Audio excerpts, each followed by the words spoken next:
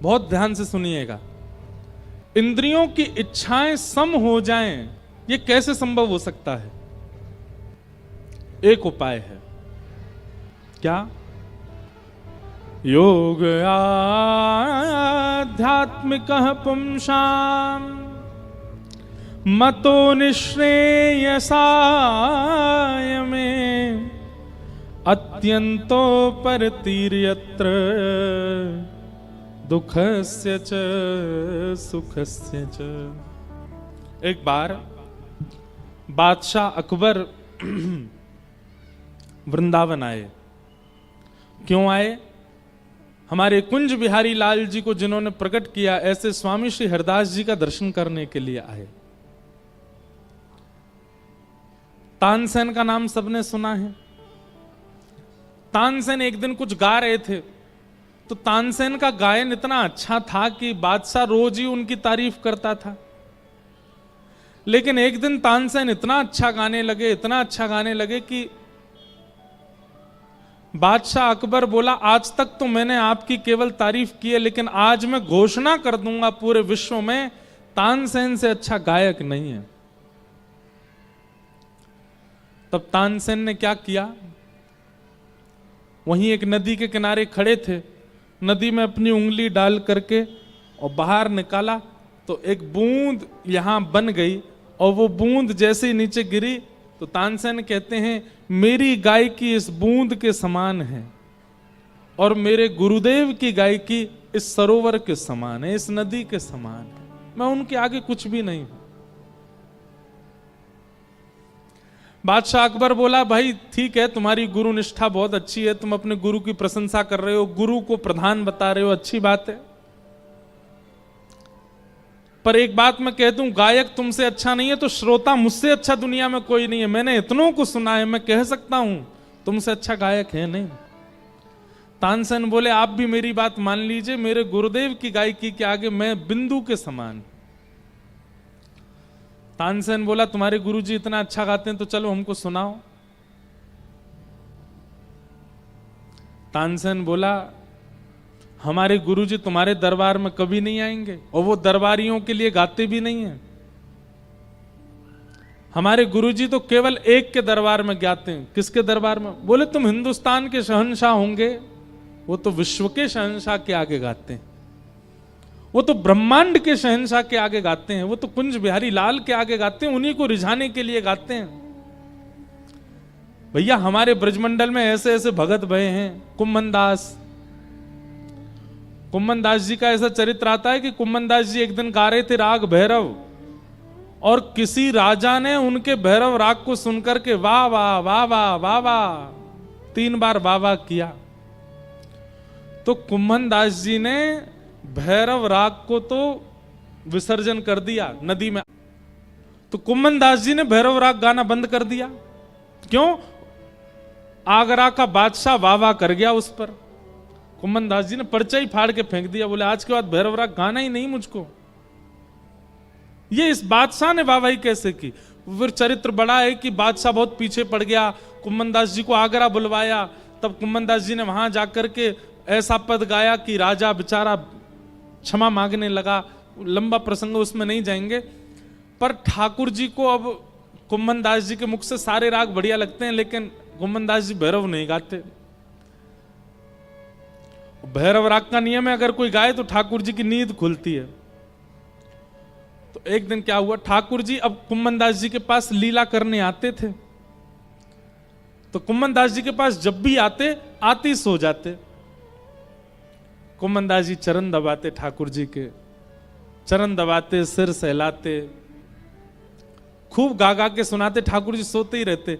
और जैसे ही मंदिर के घंटे घड़ियाल बजते, 4-5 बज जाते शाम के, ठाकुर जी उठ करके मंदिर भाग जाते, मंदिर में जाकर खड़े हो जाते, दर्शन देते सबको। मतलब 12 बजे मंदिर बंद होता, 4 बजे तक कुम्मन दास जी के पास ही रहते थे ठाकुर जी। खेलते थे, नाचते थे, गाते थे सब। लेकिन पिछले कुछ दिनों से ठाकुर जी आते हैं और कुम्मन दास जी के पास आके सो जाते हैं। कुम्मन दास जी के मन में भाव आने लगा, ठाकुर जी आजकल खेले ना है, बोले ना है, बात ना करें, आनंद ना करें, का है गो। आज कुम्मनदास जी बोले ठाकुर जी जैसे आ रहे होंगे, आते तो जगते हुए है ना, तभी उनसे बात कर लूंगा, तभी पूछ लूंगा जय जय कहा है गो, आके सो काय को जाओ। कुम्मनदास जी द्वार पे ही खड़े हो गए, चलते भाई आएंगे तो ही पूछ लूंगा।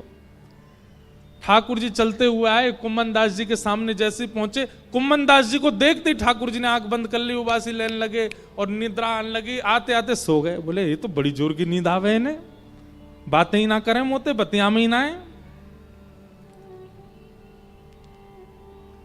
कुम्मनदास जी बोले मंदिर में जाके चर्चा करूंगा, यहां तो आके मेरे पास सो जा, मैं मंदिर में तो इनको जगना ही पड़ेगा, इतने सारे दर्शनार्थी, वहां पूछूंगा इनसे कहा बात है। अब ऐसी स्थिति हुई कि कुम्मनदास जी मंदिर में प्रवेश करते सो ठाकुर जी खड़े खड़े झोंका लेने लगते, नींद आ गई, और जैसी झोंका लेते सोई गोसाई जी पर्दा कर देते। कुम्मनदास जी बोले कोई निद्रा देवी मेरे कंधा पे बैठी है, मैं जब जाऊं मैं सामने आऊं जे सो जाएं।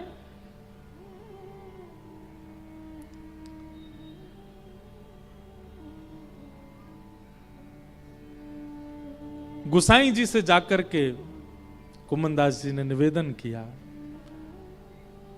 ठाकुर जी पिछले कुछ महीनों से बात ही नहीं कर रहे हैं, नृत्य नहीं कर रहे हैं, पहले इतनी लीलाओं का अनुभव होता था, अब ठाकुर जी की केवल निद्रा दिखती है। पहले तो मुझे अच्छा लगता है ठाकुर जी श्रमित हैं, मैं सेवा करूं, पर अब मुझे लगता है मैंने कोई अपराध किया है कि मुझे देखते ही ठाकुर जी नेत्र बंद कर लेते, सो जाते हैं।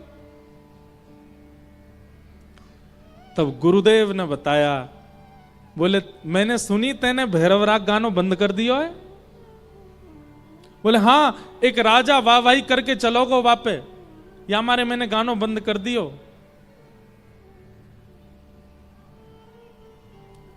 बोले ठाकुर जी संकेत कर रहे हैं कि कुम्भना तू भैरव गावेगो तभी मेरी आंख खुलेंगी, नहीं तो मैं सोते ही रहूंगा, नहीं तो मेरी निद्रा दूर नहीं होवेगी। कल ठाकुर जी लीला करवे आ, मैं जैसे तुम्हारी गोद में आके सो मैं भैरव राग गई हूं, और फिर मैं वचन दे रहा हूं ठाकुर जी कभी नहीं सोएंगे, आपके सामने नहीं सोएंगे। कुम्मनदास जी बोले ठीक है।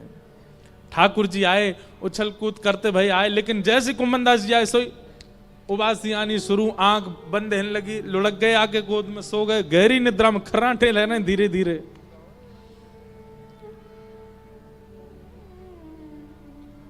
कुम्मनदास जी ने चरण पकड़े, धीमे धीमे दबाने लगे और ठाकुर जी से निवेदन करने लगे। भैरव राग गाया, मोहन जागिए बल जई हैं, लाला जागिए बल जय हैं, पीत रजाई दूर कर मुख ते, पीत रजाई दूर कर मुख ते, छाड़ दे अलसई मोहन जागिए बल जई हैं, लाला जागिए बल जई। जैसे ही भैरव राग गाया, ठाकुर जी उठ करके खड़े हो गए, जोर जोर से अपनी आंख मीड़न लगे, पूरा काजर जगन्नाथ भगवान की तरह से गोर गोर फैल गयो, कुम्मनदास जी के कंधा पे लटक गए। अब ठाकुर जी को नींद नहीं आई। बोले कुम्भना तेने भैरव गानो बंद कर दियो, या हमारे तेरे पास आते ही मुंह को नींद आ जाती। अब मैं तो ते कैसे कहता हूं कि तू भैरव सुना, अब बढ़िया है गो, अब तू भैरव गान लो, अब मोह नींद नहीं आवेगो। वाके बाद ठाकुर जी ने सोनो बंद कर दियो। अब जब भी कुम्मनदास जी से मिले ठाकुर जी खेल खिलाते भये, जगते भये, आनंद देते भये मिले। ऐसी लीला। तो हमारे ब्रजमंडल के तो भाव ही अलग हैं, वहां के भावों की तो क्या चर्चा करूं मैं आपसे, कल से करेंगे चर्चा ब्रज की। पूरी दुनिया के भाव एक तरफ और वृंदावन का भाव अलग। वृंदावन कहना, वृंदावन बोलना, वृंदावन जाना, वृंदावन से आना, वृंदावन के बारे में विचार करना, वृंदावनी बनना बहुत आसान है, पर वृंदावन के भावों को चित्त में प्रकट करना बहुत कठिन है। सामान्य नहीं है वृंदावन।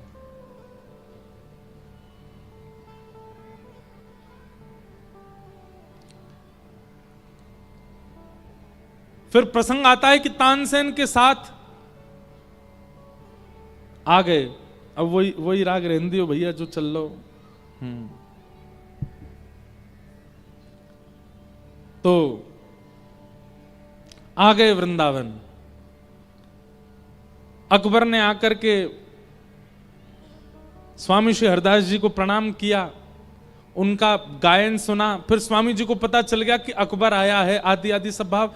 पर स्वामी जी का दर्शन करके अकबर को इतना अच्छा लगा, इतना भाव आया, इतना प्रेम उमड़ने लगा।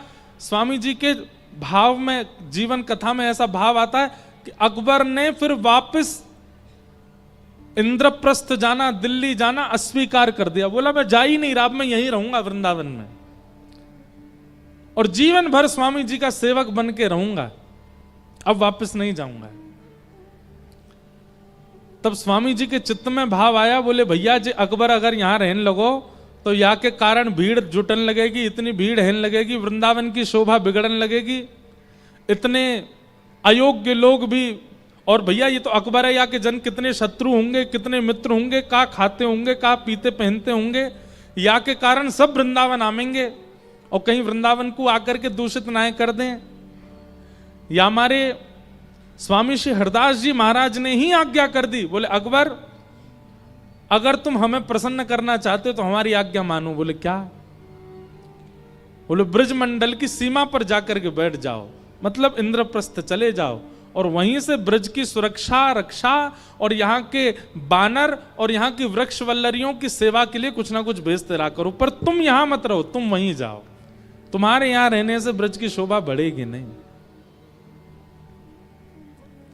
ये बात हम क्यों बता रहे हैं? अकबर सामान्य व्यक्ति नहीं था।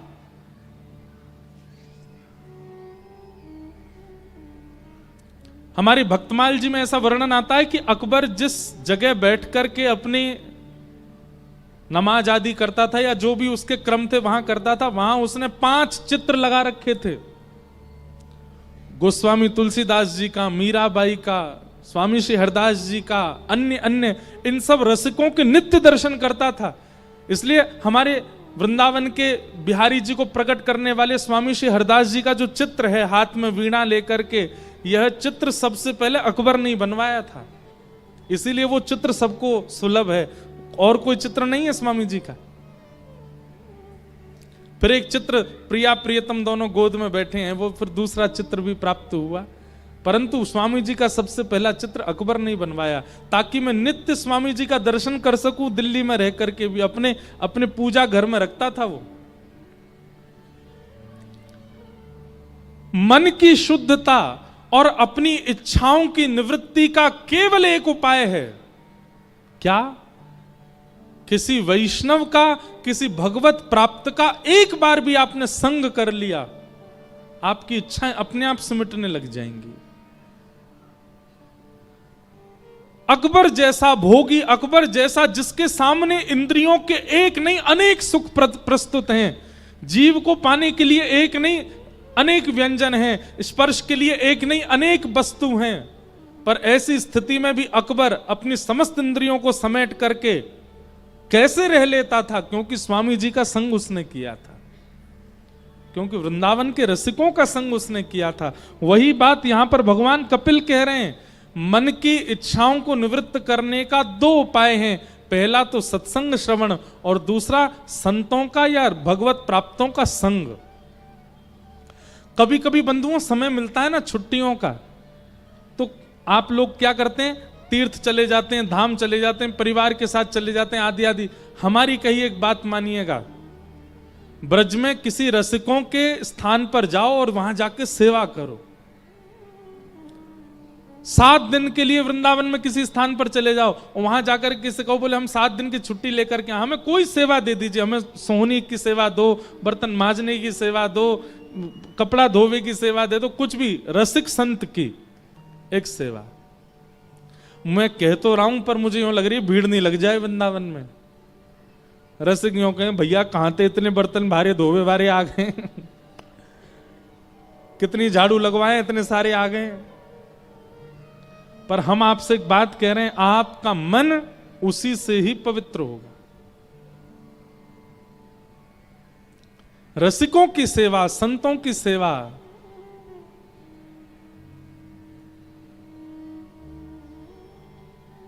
और केवल सेवा नहीं, आलस्य में, प्रमाद में कटौती करके उनकी सेवा करो, और सेवा से जब निवृत्त हो जाओ तब नाम जप करो, नहीं तो उनके प्रवचन श्रवण करो। कम से कम 7 दिन तो आपको ऐसे ही करना चाहिए। जैसे लोग बॉडी डिटॉक्स के लिए जाते हैं, ये मन का डिटॉक्स है, ऐसे ही होगा। हम क्यों गाते हैं? अपने पदों में हम गाते हैं। एक पद गाया था हमने वृंदावन के लिए, उस पद में क्या गाया था? रसिक रसिक जनन की सेवा पाऊं, रसिक जनन की सेवा पाऊं। वृंदावन जाने वाले को 3 बातों का ध्यान रखना चाहिए, और वो तीनों बातें इस पद में पूर्ण होती हैं। आप लोग खड़े मत होना, नहीं तो हमको कथा विश्राम करनी पड़ेगी। आज नंदोत्सव है, हम श्री जी का भाव गा रहे हैं, खड़े मत होना, बैठे बैठे ही ताली बजाना। हाँ, राधिका रानी जी, वृषभानु दुलारी जी, राधिका रानी जी, वृषभानु दुलारी जी, राधिका रानी जी।